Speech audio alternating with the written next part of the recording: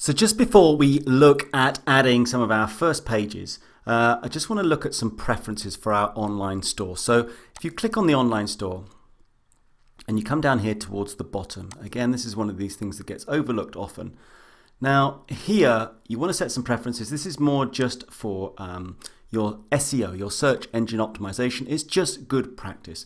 So you want to give your homepage some sort of title. So my example here, Tim's bargain deals, for example, and then some sort of description like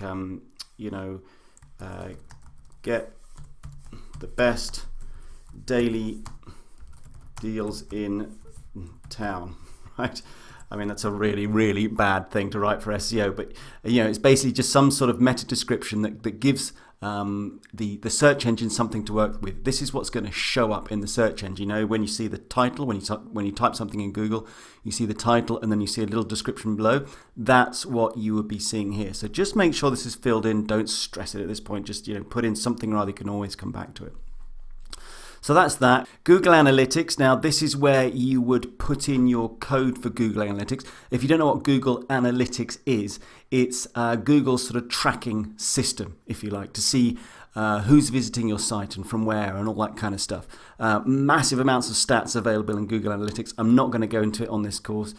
You can easily Google how to set all that up, and then once you get the piece of code that they give you, all you do is you come in and you paste it in here, and then you'll be able to see those analytics in the store itself.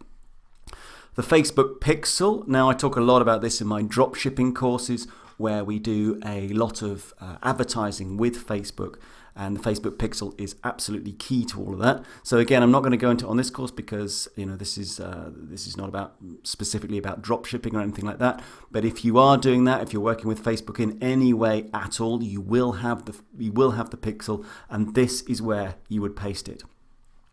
Now this is quite nice. It'll feature the password page. What you can do is you can enable a password on your store. So when you're working on it in the beginning, you might not want people going there, being completely available to the public. So you might protect it with a password and just give it to a few key people where they can log in, or you can log in to actually see what it looks like. Now, in order to have that, you need to pick a plan, and we're going to be looking at those plans later on. But there we go. This is where you set your password and then a little message for your visitors. So those are the preferences. Right, let's delve into creating some of the first pages.